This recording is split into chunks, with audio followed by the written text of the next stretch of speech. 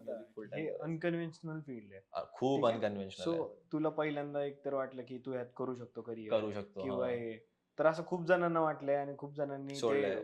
चालू पण केलं पण ते सोडलं पण आहे. बरोबर आहे. त्याच नंबर मध्ये त्यांनी सोडलेलं पण आहे. हम्म, हम्म. तुला भीती नाही वाटत का की भीती तू मला ह्या ह्या दररोज वाटते भीती. ह्या रिस्क घेतलीये तू हो ही, हो हो हो हो.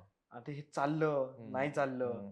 किंवा एक गाणं हिट झालं मग पुन्हा हे केलं तर पैसे कसे कमवायचे? हा. यात मेजर एकच सगळ्यांना दिसतं मेन आणि म्युझिक मधून पैसे कसे कमवायचे आणि याला जो तू म्हणतो याला धंदा बनवायचा कसा? धंदा बनवायचा कसा? आता हे हा एक खूप अनकन्व्हेन्शनल गोष्ट आहे. ठीक आहे. आता ह्याच्यामध्ये तू म्हणतोय ना जी भीती वाटते, ठीक आहे. ती मला तर दररोज वाटते ती भीती नाही का? आणि मला वाटतं ती राहणार आहे, नेहमीच राहणार आहे. कारण आपण तो बिझनेसच तसा आहे भाई, त्याच्यामध्ये तू दुसरं काहीच नाही करू शकत.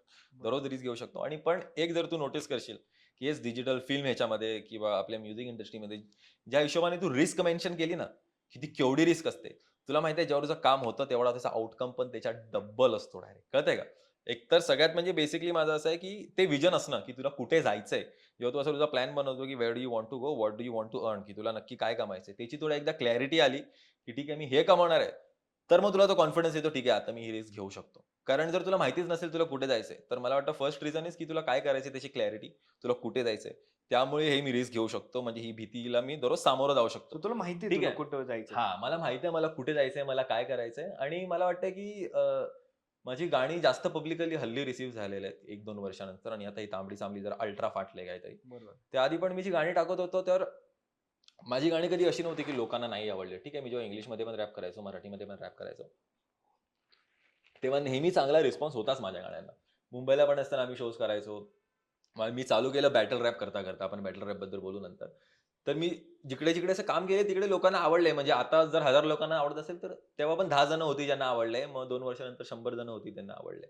So I have been performing आता 2017-18 पासून मी परफॉर्म वगैरे करतोय. तर मला एक वाटतं, की ऑडियन्सच्या तर्फेनं मला जो सपोर्ट होता ना, त्यामुळे मला जास्त डाऊट नाही आला माझ्यावरती, की मी हे बरोबर. करू शकतो की नाही. एक्झॅक्टली. ठीक आहे. तो एक रिझन आहे, की माझी थोडी भीती कमी झाली तिथे, की म्हणते ठीक आहे ह्याला तर आवडतंय. अजून 2 जणांना आवडते. मी जर स्वतःला इम्प्रूव्ह करत राहिलो, तर ते 2चे 4, 4चे 8, 10 व्हायला 50 व्हायला टाईम नाही लागणार. पण मला जो पण मिनिमल सपोर्ट होता, त्याच्यामध्ये मी बिलीव्ह केलं म्हणून मला वाटतं, की माझी थोडी ती भीती कमी झाली. आणि रिस्क तर आहेच भाई त्याच्यामध्ये. आता काय त्याला दुसरा पर्याय नाहीये जे आपल्याला